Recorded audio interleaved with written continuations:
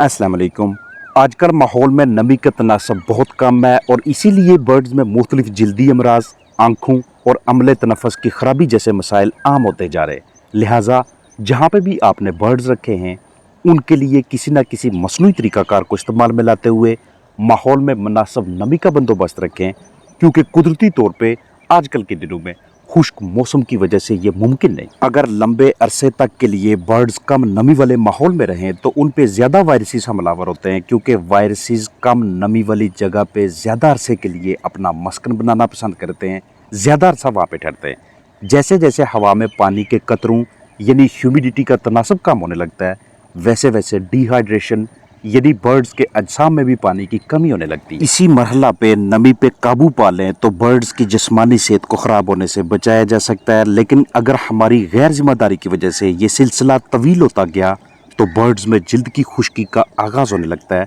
यानी उनकी skin dry होने लगती है और चंद ही दिनों या घंटों के बाद नमी का कम तनासब हमारे फलाक की बसारत को देखने की सलाहियत को मुतासर करने लगता है, क्योंकि खुश्क हवा की वजह से आंखों में जरसूमों की तादाद बढ़ने लगती है। और अगर इस मरहले पे भी हम नमी में इजाफा के लिए जिद्दोजहद करने में नाकाम रहें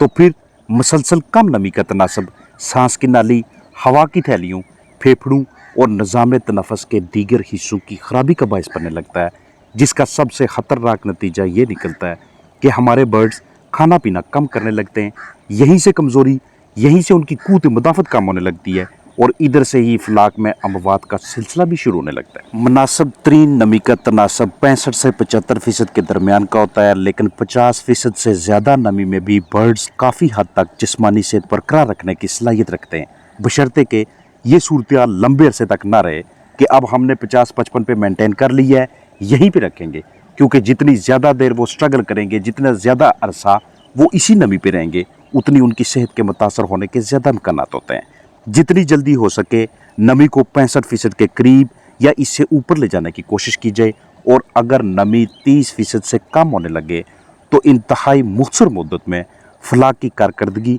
और सेहत दोनों पे मनफी असरात मरतब होने लगते हैं। लिहाजा आपके पास जो कुछ भी बाआसानी दस्तयाब है, जो आप अपने फलाक के साइज़ के हिसाब से, अपने बजट के हिसाब से इस्तेमाल करते हैं, उसे आजकल के दिनों में फौरी तौर पे यूज़ कीजिएगा। वो चाहे एयर कूलर की सूरत में है या पैड पंखे या स्प्रे पंप या गीली बोरी जैसा कोई भी तरीकाकार जो आपके लिए आसान रहे, उसे आपने जल्द से जल्द इस्तेमाल करवाना है, क्योंकि उन दिनों का आगाज़ होना शुरू हो गया है कि जब नमी का तनासब बहुत कम है और गर्मी की शिद्दत बहुत ज़्यादा है। और वैसे भी गर्मियों में पिंजरों, डरबों, मुर्गी खानों, कमरों के माहौल को ज़्यादा खुश्क ना होने देना एक बहुत बड़ा चैलेंज होता है, क्योंकि गर्मी की शिद्दत में इजाफा के साथ साथ ह्यूमिडिटी यानी नमी के तनासब में बतदरीज कमी होने लगती है, और यही कम नमी खुश्क माहौल, ज़्यादा गर्द गुबार और परिंदों की सेहत की खराबी का मौजब बनती है, जो कि हमें उनके जल्दी अमराज, गले की खुश्की, रेस्पिरेटरी प्रॉब्लम, मुतासरा आँखें, सांस लेने में दुश्वारी, खाने पीने में दिक्कत, कम वज़न और ख़राब कारकर्दगी की सूरत में सामने नज़र आ रही होती है। अब इस तरह के तमाम मुमकिन मसाइल का हल यही है कि हम नमी के तनासब को 65 से 75% के दरमियान में रखें, ताकि मुंह खोल कर सांस लेने की नौबत ना आए। इसके लिए घरेलू पैमाने पे ये हम आसान और सस्ते ज़राए को इस्तेमाल में लाएंगे, ताकि ज़्यादा खर्चा भी ना हो और मतलूबा मकसद भी ऐसे तरीके से हासिल किया जा सके। आपके साथ मुख्तलिफ ऑप्शंस शेयर किए जाएंगे, इनमें से जो ईजी रहे उसे मुंतखब कर लें। मुर्गी खाना के अंदर, बाहर या नज़दीक पौधे भी नमी के तनासब में इजाफा का बायस बनते हैं, और अगर हम अपने तजर्बे से मुनासिब ह्यूमिडिटी का अंदाज़ा लगाने में नाकाम रहें तो ज़रूरी है कि हाइग्रोमीटर्स अंदर रखे जाएं, ताकि उन पे सामने नज़र आने वाली नमी को देखते हुए फौरी इकदाम उठाए जा सकें। सबसे पहले आपको ये इल्म होना चाहिए कि हम ह्यूमिडिटी कहते किसे हैं। हवा में मौजूद आबी बहारात की मिकदार को हम ह्यूमिडिटी का, नमी का नाम देते हैं। अब एक अहम पहलू की जानब आपकी तवज्जो दिलाना चाहूँ कि आप कोई भी मटेरियल, कोई भी चीज़ इस्तेमाल करें जिसके ज़रिए आप अपने बर्ड्स के लिए ह्यूमिडिटी के तनासब को मेंटेन करें, तो उसकी एक बाकायदा रेंज रखिएगा, एक मुनासिब तवाज़ुन में इस्तेमाल कीजिएगा। क्योंकि अगर आप एयर कूलर का बहुत ज़्यादा देर के लिए इस्तेमाल करवाते हैं, अगर आप पैड्स को ज़्यादा देर के लिए ऑन रखते हैं इस मकसद के लिए कि अंदर ठंडक होगी, नमी कम नहीं होगी, तो ख़ास ध्यान रखिएगा कि अंदर हबस बनने के इम्कानात भी बहुत ज़्यादा होते हैं। हबस जिस वक्त बनना शुरू हो जाता है उस वक्त उस माहौल के अंदर ऑक्सीजन की सप्लाई बहुत कम होती है और ऐसी कंडीशन में आपके बर्ड्स की कलगी नीली होना शुरू हो जाती है। ऐसी कंडीशन में भी उनका खाना पीना पहले की निस्बत ज़्यादा मुतासर होने लगता है। अब माहौल में नमी में इजाफा के लिए चाहे आप फॉगर इस्तेमाल करें, स्प्रिंकलर का यूज़ करें, स्प्रे पंप हो आपके पास, या कपड़ा रखें, या फिर इंटू का इस्तेमाल करके जहाँ पे अपने बर्ड्स रखे हुए, क्योंकि इन्होंने अपने अंदर पानी की ज़्यादा मिकदार जज़ब करनी होती है काफ़ी ज़्यादा देर के लिए, या लकड़ी के टुकड़े, लकड़ी के तख्ते जितने बड़े होंगे, जितना इनका सरफेस एरिया ज़्यादा होगा, उतनी ज़्यादा देर के लिए इन्होंने अपने अंदर पानी की मिकदार को जज़ब करना है और उतनी ज़्यादा देर के लिए अंदर की जनब नमी के तनासब को मेंटेन करना आसान रहेगा। आप चूल्हे की तह भी बिछा सकते हैं नीचे की जनब, आप बोरियां लटका सकते हैं, या फिर पानी के टब भर के अंदर की जनब रख सकते हैं। एक ज़बरदस्त हिकमत अमली ये होती है कि पहले सारा दिन आप रिकॉर्डिंग करें। रिकॉर्डिंग से क्या मुराद, आपको इल्म होना चाहिए कि सुबह 9-10 बजे कितनी ह्यूमिडिटी होती है, दिन को 12 बजे, दोपहर 1, 1:30, 2, 3, 4 बजे या शाम को कितनी नमी होती है। जब सारी नमी आप अपने पास लिख लेते हैं, रिकॉर्ड कर लेते हैं, ज़हनशीन कर लेते हैं,